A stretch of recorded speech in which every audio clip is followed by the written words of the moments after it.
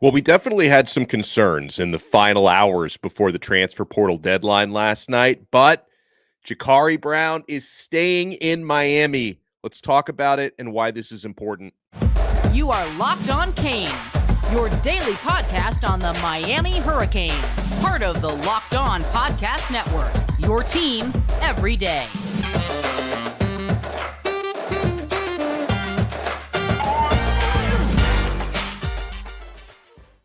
Overall, Miami's done a pretty good job holding on to players from the transfer portal. I was disappointed a few days ago when we found out Collins Achiampong is leaving. Obviously, he's a developmental guy, but still so much potential. But guys, I'm Alex Donno, your host. I'm a University of Miami alumnus, longtime South Florida sports radio vet, and contributor to allhurricanes.com. Thank you so much to the everydayers for making Locked On Canes your first listen and your first watch today. We are live on our YouTube channel. If you're watching this at 10:31 a.m. here on Wednesday, you're in live. Partake in that live chat. Be like our guy Chill and be like our guy Andy and smash that like button and make sure you subscribe to Locked On Canes on YouTube. If you're listening to the audio version, make sure you subscribe on Apple Podcasts, Spotify, or wherever you get your pods. And yeah, smash that like button right now, friends. So we found out, in the early evening hours yesterday that Jakari Brown, who started for Miami in the Pinstripe Bowl, will not be putting his name in the transfer portal. And he gave us some assurances that he is definitely sticking around for next season. And honestly, guys, I love Brown's attitude because he talks about competing, right? A lot of players in this era of college football, if you're not getting the playing time you want, you're very quick to, try somewhere else, right? I think Jakari Brown realizes the grass is not necessarily greener if you go somewhere else. He loves being in Miami. He loves playing at Miami. He's got good rapport with his coaches and teammates. And, he wants to stick around and try and earn it. I mean, in case you were wondering, Miami, yeah, they still are looking potentially for a transfer portal quarterback, but at this point, they haven't found anyone, and Jakari Brown wants to stay around and compete. And he fully understands the situation, okay? Like, Brown fully understands that despite Miami apparently missing out on Cam Ward to the NFL draft, even though Miami doesn't have anybody right now, they still are looking probably for a one-year graduate transfer for 2024. Here's a part of the great report from David Lake at Inside the U. And I give Lake his props because he was the first person to report yesterday evening that Brown is staying at Miami. He was the first person to report that from Miami's 24/7 site. He says Brown will be a redshirt sophomore in 2024. He is returning to Miami with the understanding that the program is still searching for a transfer portal quarterback this season. But he continues, Brown is embracing the competition for playing time in 2024 with the understanding that if he continues to develop, he has a chance to compete for the starting job in 2025. So Brown understands that if you stay here, you have to compete, you have to earn it. Not only does he have a lot of potential at 6'4", 230 pounds, dual threat quarterback, I've been pretty impressed. He's still a work in progress when it comes to being the pure quarterback and the pure passer, but I have been impressed with where Jakari has been able to take his game as a passer from last year as a true freshman into, the spring game last year where he didn't have a very good showing. I thought he made some really big-time throws in the Pinstripe Bowl. A couple more details and analytics on what Jakari Brown was able to do in the Pinstripe Bowl. And again, obviously a work in progress. If Jakari was great, Miami maybe would have won the Pinstripe Bowl. But these are from Pro Football Focus, courtesy of Inside the U. Against Rutgers, Brown showed some year-over-year progress as a passer. According to Pro Football Focus, he completed 2 out of 4 deep shots for 52 yards and 1 touchdown. And folks, don't forget, he completed 2 out of 4 deep shots. The first deep shot that he threw was a dime that Jacoby George dropped. That should have been a 75-yard touchdown. So he should have been 3 of 4 on deep shots.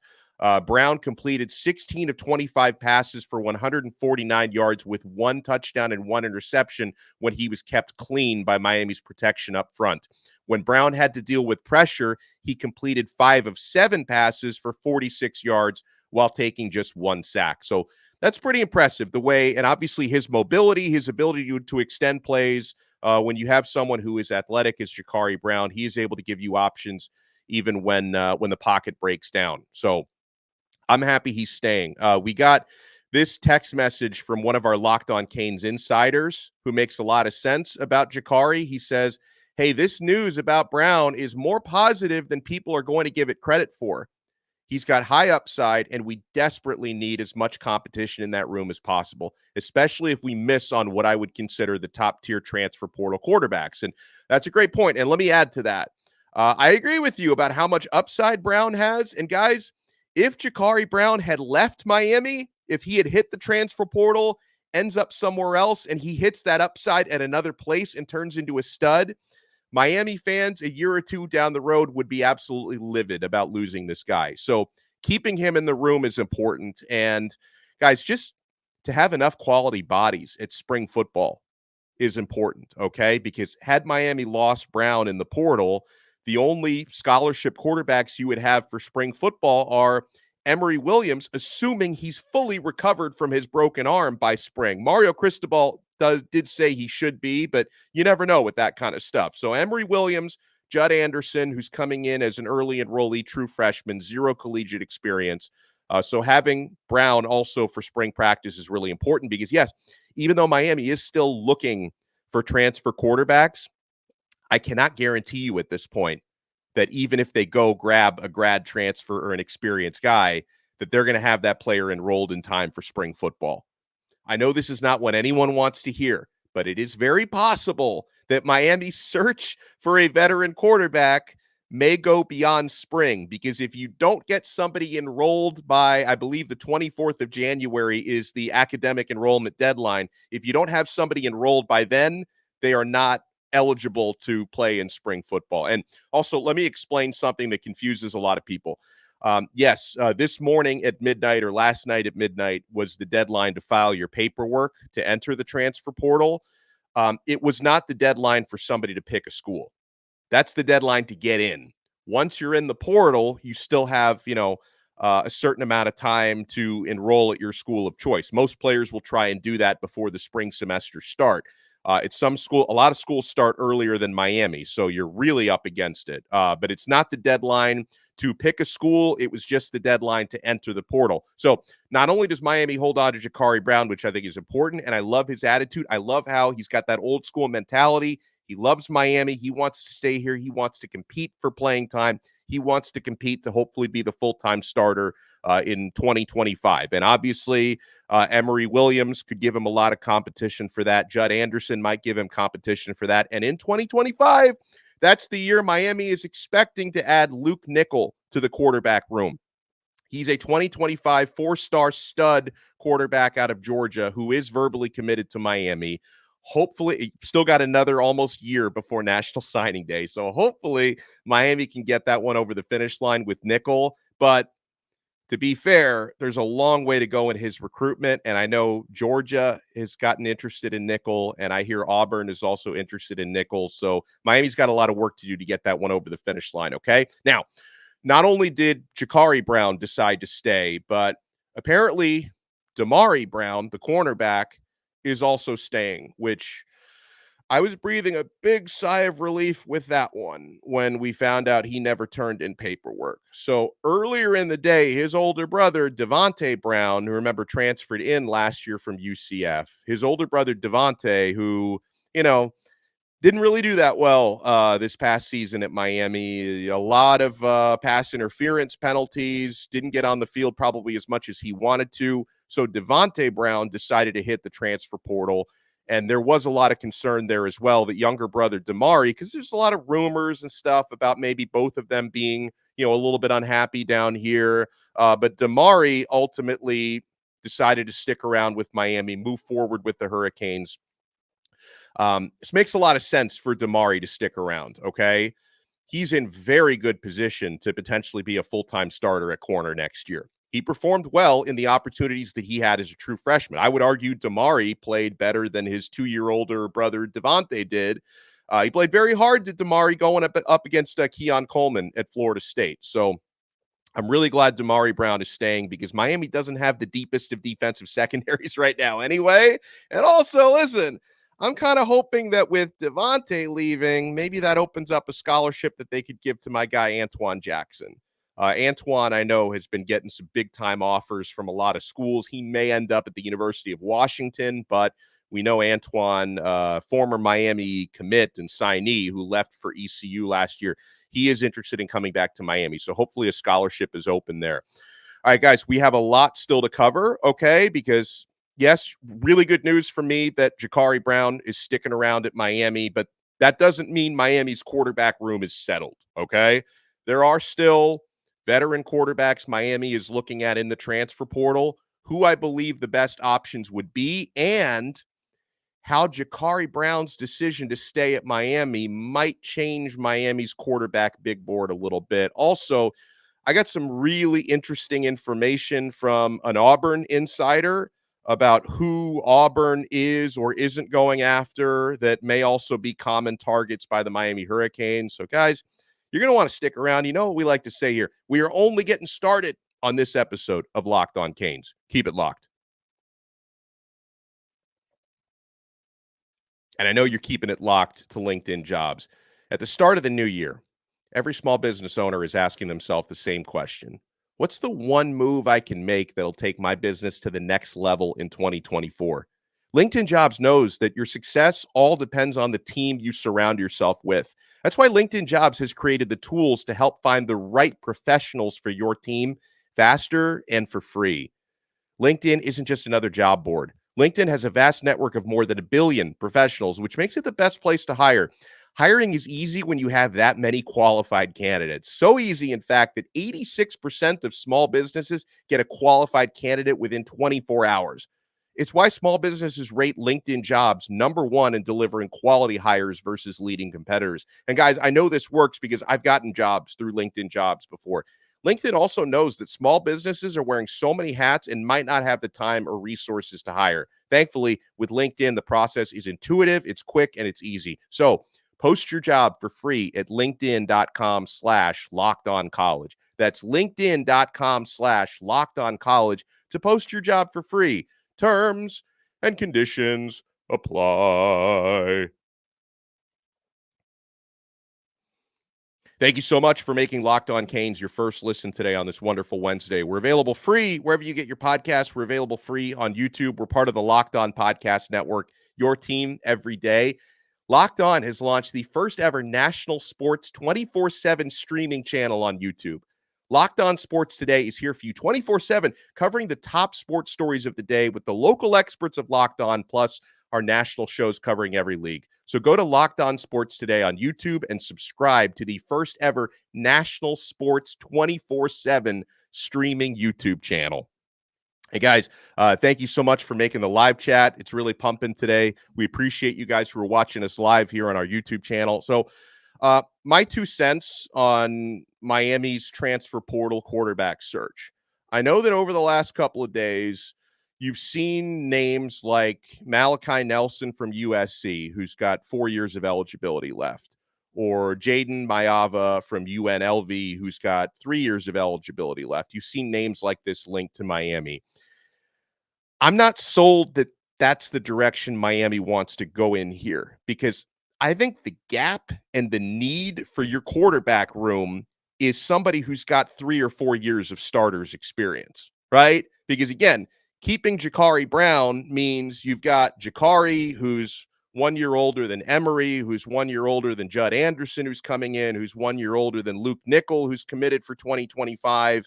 And, you know, none of the guys who are on your roster right now have more than a handful of starts under their belt. They lack that experience. So to me, it's like, I get it. Like Malachi Nelson's a former 5-star recruit.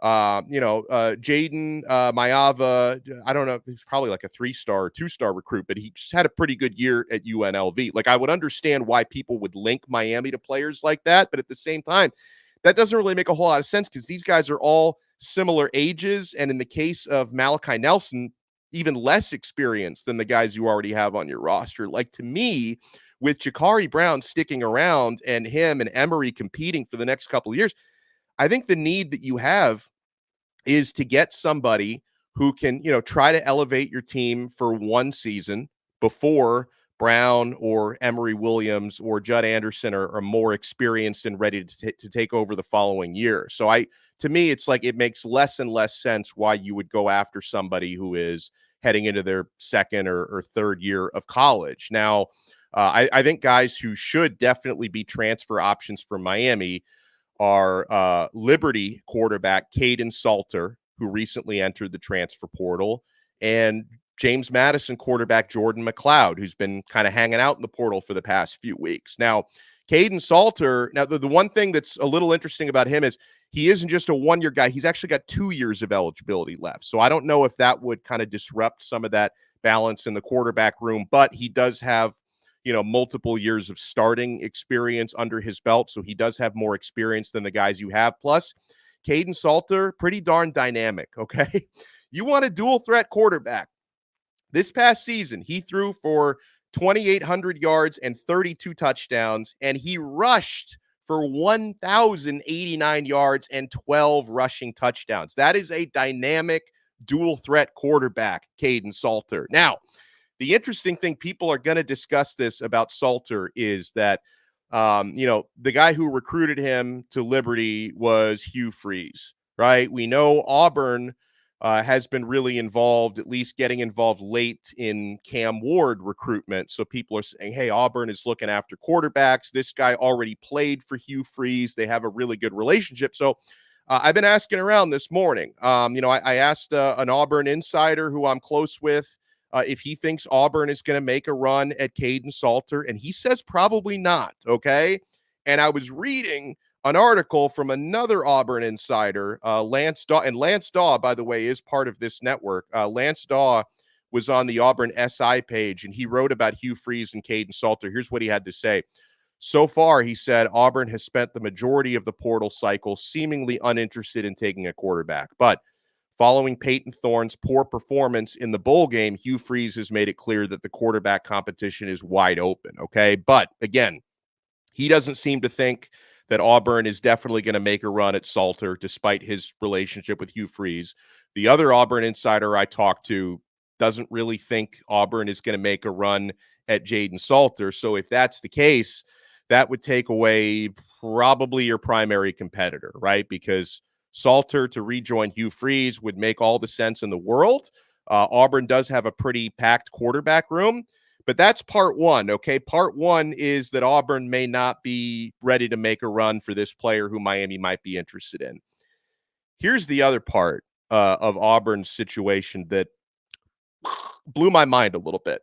Now, do you guys want me to talk about this, or are you going to get too angry if I bring this up? I need you to promise me, if I bring up somebody's name that I didn't really expect to still be talking about today, you have to promise me you're not going to get angry, because I don't want to hear any angry comments like, you got to move on, you got to move. I'm going to mention a name here. You have to promise not to freak out. So even though I was told that Auburn doesn't seem to be going after Kaidon Salter, who Miami might be interested in, I was told that Auburn apparently hasn't given up on Cam Ward. Now, why am I bringing this up? You remember on Monday, New Year's Day, Cam Ward made a video. Hey, it's Cam Ward. I'm declaring for the NFL. He put that out on his social media. Here's the interesting thing about it. He also mentioned later on he's not hiring an agent. So he's like still exploring, I guess, his NFL prospects and his draft status. But you remember, you don't forfeit your eligibility for college until you officially hire and he's already got an NIL agent, but an NFL agent is considered a different thing. So he still has not forfeited his eligibility, Cam Ward. And that means he technically has until January 15th to fully commit to the NFL draft. And apparently Auburn still hasn't given up on the possibility that Ward is going to decide within the next 12 days that he might want to remain in college. So again, that is not Miami related information. Okay. What I just relayed to you had nothing to do with Miami and Cam Ward. It was about Auburn and Cam Ward. But at the same time, I've got to think, if there still is a thinking among college coaches and college NIL collectives that he's not fully leaned into the NFL just yet, it makes me wonder if Miami is still trying to be in communication there. It makes me wonder that, because one thing we know about Mario Cristobal is he does not give up on stuff like this. In matters of recruiting, Mario Cristobal does not give up until it's officially time to give up. But at the same time,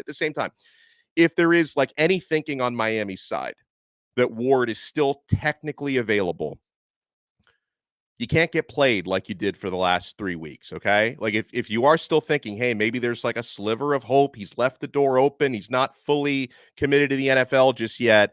In the meantime, if you can get another quarterback, if you can get a Kaidon Salter or a Jordan McCloud from James Madison, who I also really like, he reminds me a lot of De'Aaron King.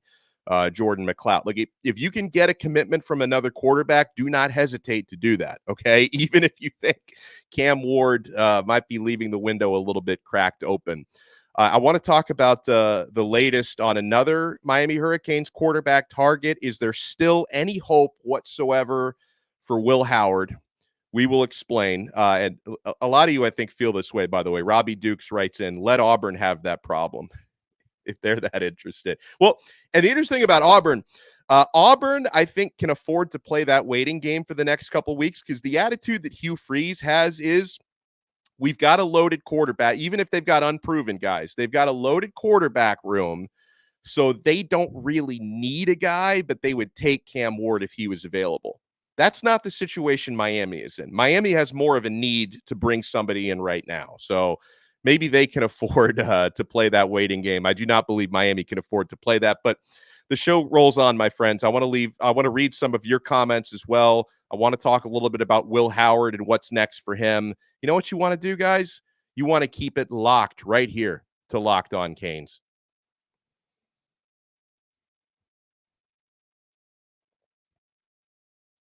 And thank you so much for making Locked On Canes your first listen today. We are available free wherever you get your podcasts. We are free on YouTube. We're part of the Locked On Podcast Network, your team every day. And guys, if you're an everydayer and you want to take your everydayer experience to the next level, I highly suggest joining our texting community called Locked On Canes Insiders. I include the link in the show description below. When you become a Locked On Canes Insider, you get text messages directly from my phone to yours and vice versa. You can ask me one-on-one questions on there. I give you guys transfer portal nuggets, recruiting scoops, show updates and previews, breaking news. We try to give you a lot of added value on there. If you click the link in the show description below, you can try it free for 14 days. And then if you like it, after 2 weeks, you can opt in for $4.99 a month. Again, we try to give you a lot of added value on there, okay? All right, so let me think. Howard is good. Yeah, that's where we're going to get to, George. T-Mac says McCloud is nothing like De'Aaron King. Okay. I still think he's a good quarterback, regardless of that. All right, so Will Howard. I know that that's someone who technically hasn't signed anywhere yet, okay? And Will Howard was believed to be, Miami's second favorite, or target 1B behind Cam Ward as the target 1A. Yeah, he visited Miami right before Cam Ward did. He also visited USC, hadn't made a visit since, although over the past week there have been crystal balls flying in for Will Howard to pick Ohio State. He's making an official visit to Ohio State this week. And I thought it was interesting and it was convenient that Ohio State happened to announce that visit for Will Howard right after the deadline for players to file paperwork to enter the transfer portal. This was a good point that was brought up by Canes Insight, and it makes a lot of sense. So the suspicion here is that Ohio State tried to keep their interest in Will Howard as quiet as possible, just long enough to keep their young quarterbacks from transferring out. So, like, as soon as, by the way, obviously they lost Kyle McCord to the transfer portal. I don't think they put up too much of a fight there. But as far as their other quarterbacks go, they made sure none of those guys filed their paperwork to hit the portal. Then at like 12:01 a.m., we're bringing in Will Howard for a visit this week. So that's when Ohio State, they've been expected to close the deal on this one with Will Howard. They're going to try to seal the deal with Howard this weekend. That is where he is expected to go. Now, given this is somebody that we know We know Miami likes Will Howard a lot, okay?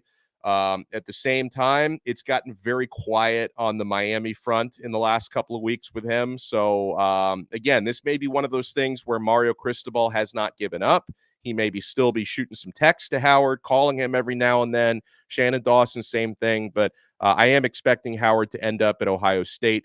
I think someone like, a name that I mentioned, Kaidon Salter or Jordan McCloud, who's got 1 year of eligibility left, could be an option. McCloud this past year at James Madison threw for 3,657 yards, 35 touchdowns. He also rushed for 276 yards and 8 rushing touchdowns. So that, I believe, is someone else that Miami should be looking at. And yeah, John, I agree with you on that. Another interesting player who hit the transfer portal yesterday shortly before the deadline. Do you guys remember Jalen Brown? He is a guy Miami recruited, local player, was class of 2023 out of Gulliver Prep, which is right pretty close to where I grew up. Jalen Brown, former 5-star wide receiver. I don't think he played at all. I couldn't find any stats for him in his first year in Baton Rouge. I don't think he played at all. 4 years of eligibility left, given that Miami was recruiting him pretty hard in the last cycle and that he's from the area. It's led a lot of people to wonder, is Miami going to try and bring this former 5-star recruit back home to South Florida? I wonder about that. I do have my doubts for one main reason. There have been a lot of reports about him, let's say, not getting along with some of the players who were in Miami's class of 2023, and that may be why Miami kind of stopped recruiting him last year, that he has some off-the-field issues with some of the players who are at Miami right now. I don't know if those fences have been mended. I don't know if that's something that could be, fixed or reconciled. And also, it's worth pointing out, I'm not saying Miami doesn't need to add any receivers in the portal. I believe they do. But similar to the quarterback thing, I think what you really need are receivers with experience. Because when it comes to, it's like, okay, Jalen Brown's been in college for a year, hasn't played a lick, okay? When it comes to young, inexperienced receivers, Miami does have a lot on their cupboards, right? When you think about, Ray Joseph heading into his second year, Robbie Washington heading into his second year, JoJo Trader, Nikar, Chance Robinson all coming in. Isaiah Horton is still very young. So you do have a lot of younger guys. Like, if you feel like Brown, because listen, even if he didn't play last year, he does have a year of college coaching under his belt. He's been around in practices and stuff. So I guess that counts for something. But I think the bigger need would be for experienced receivers, the same way I feel the bigger need for quarterback is to find experienced guys. And yeah, Carl is bringing up, listen, I don't want to speculate on rumors, but the rumors are out there, okay, that he may have had some issues with other players from his class at Miami. So I don't know a whole lot about the details. And even if I did know some of the details, I never know if the rumors are real or not. So it's just something I wanted to throw out there. Okay. Miami should go get Tate Martell or Jake Garcia. It's a clown show already. Hey, listen, man, Jordan, if Tate Martell has any eligibility left, let's run that one back. Let's run that one back, man. The mullet run asked me why I didn't go to Gulliver. My parents were not quite rich enough is why I did. My parents were not quite rich enough for Gulliver, nor did I have enough athletic ability to go there on any sort of a scholarship. That is why I did not go to Gulliver. That's like one of the 2 or 3 most expensive schools in Dade County. I could not quite get in there. I don't know if I was smart enough either. I think they have pretty high academic standards also. Oh, man. I appreciate you guys. Thank you so much for making Locked On Canes your first listen. By the way, Shane brings up, do we have any chance for Evan Stewart? Have you guys heard the same thing I have, that apparently he's having trouble passing physicals?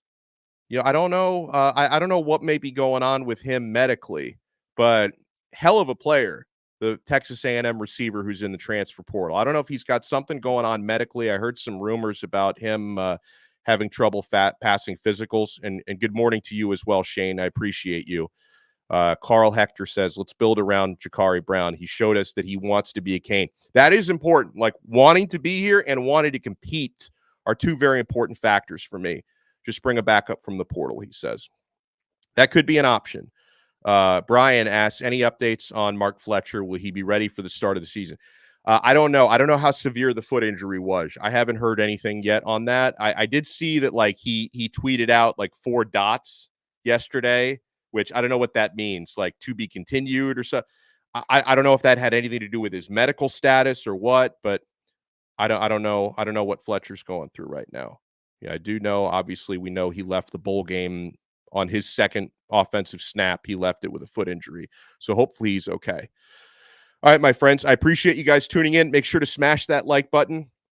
Subscribe to Locked On Canes on YouTube. You know we're going to do it again tomorrow. If any news breaks, we'll do it again today. You know what we like to do here on Locked On Canes. So you guys want to make sure to subscribe to our channel, subscribe to the audio version, and make sure you're checking out all the awesome shows on the Locked On Podcast Network, especially Locked On Sports Today, which literally streams 24/7, talking national and local sports on that channel, Locked On Sports Today. We will talk to you guys next time on another episode of Locked On Canes, part of the awesome Locked On Podcast Network.